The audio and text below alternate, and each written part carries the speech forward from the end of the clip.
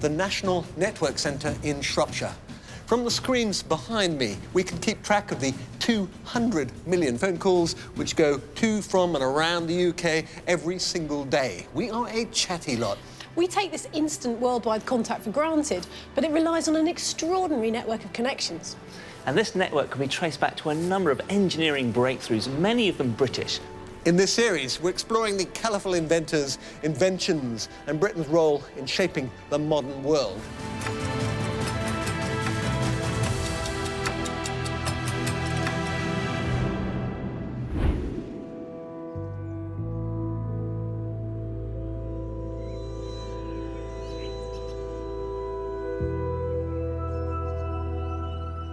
Welcome to Madley, the largest Earth station in the world.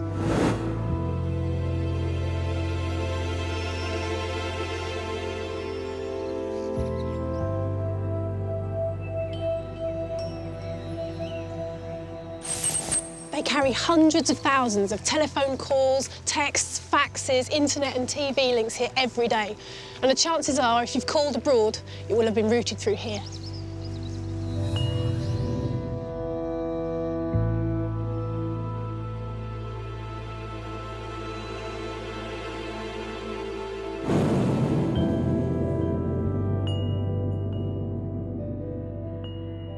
But today, 2/3 of Madley's communications are carried along a network of fibre optic cables, which can deal with 20 million phone calls at any time.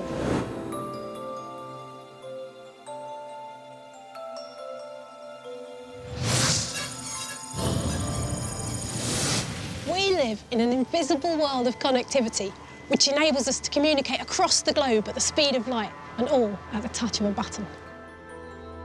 What is amazing is that when you make a phone call, you do not think how it gets from A to B. Well, there are about 1 million calls going on in the UK right at this moment, and quite a few of them are being monitored from here, because this place doesn't just deal with BT customers. OK, Tony, so who is talking to whom? There's a lot of activity going on between sort of Wolverhampton, Birmingham, up towards Manchester, as an example. So that's a very busy route at the moment. Now, the difference between this and traffic is if I have to go between Wolverhampton and Birmingham, I have to choose a route, whereas you can basically, on the telephone, bung me via Delhi, can't you? It's very much like the motorway network, that if there's some congestion or the route that's very busy, then we'll just divert you around another route anywhere in the UK or worldwide, and you will have no idea that it's happened. So the people in Birmingham, Manchester, obviously very chatty. Thank you very much, Tony. Absolutely. Steve, you are international, aren't you? That's correct, yes. So who's talking to whom? So at the minute, we're looking at some congestion going out to our Asia region. So that's to Hong Kong? That's correct, yes. So we're looking at our transatlantic subsea cables, and we can see all of those at any one time. What this map here is showing me is that there's some congestion on the route out to Hong Kong. OK. I mean, it's fantastic, isn't it? 200 years ago, if you want to send a message to Hong Kong and get it back again, you would have to wait an extraordinary 2 years.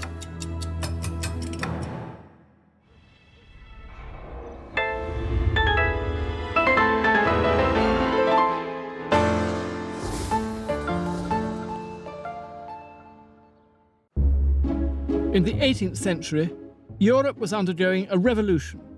Without banners or barricades or bloodshed, it was called the Enlightenment, the Age of Reason. The revolutionaries weren't violent. They were a handful of thinkers and doers, artisans, merchants, scientists, and in one case, all of those things in a single individual. When I was a boy growing up here in the Potteries, Josiah Wedgwood was regarded with awe as the first great artist-industrialist. Wedgwood was a founding father of the Industrial Revolution, with a relentless urge to change science, technology, transport, the welfare of mankind, and the retail experience of society ladies. And he did it all from a muddy village in the middle of nowhere. Achievements that might be better known if it wasn't for his magnificent ceramics. Josiah Wedgwood wasn't just a famous potter. He transformed Britain itself. I've a special relationship with Josiah. I had a privileged upbringing, here, in the Wedgwood factory. This was my childhood playground.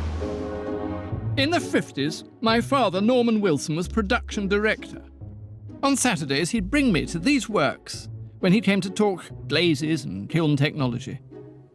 He was a potter. All my family were for some 10 generations. But I had a different destiny. As a boy, I knew Josiah Wedgwood to be a hero, like Stanley Matthews or Yuri Gagarin. As a writer, I find him fascinating. Why do I want to write about Wedgwood?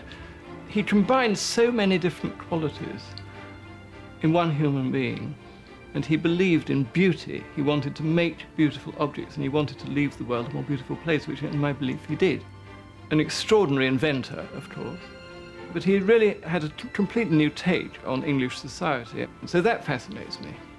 There's another reason.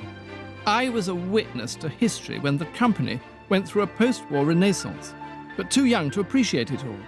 What linked my father and his colleagues to the great potter? Did Wilson and Wedgwood have something in common? I'm going to navigate my way through Josiah Wedgwood's story via my own selection of 5 pivotal pots. I believe each will illustrate a turning point or theme, keys to understanding a remarkable life lived in one of the most exciting periods of our history.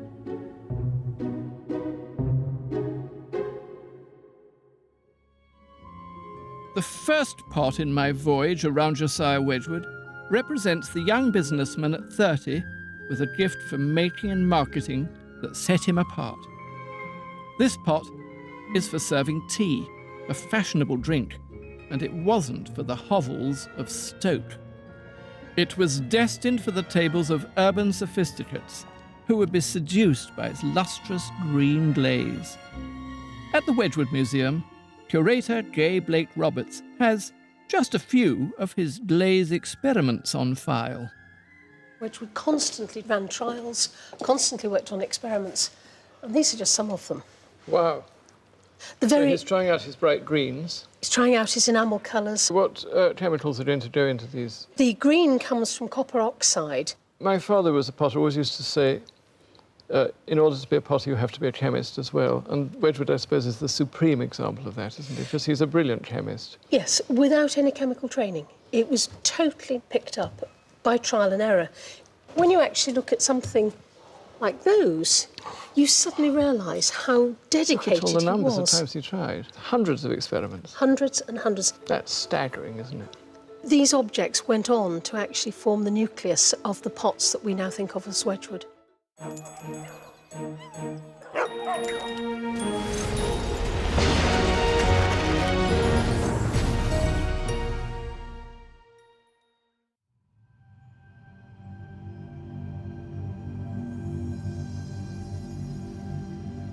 This creature is a wonder of nature. Its biology is hardwired to the heavens.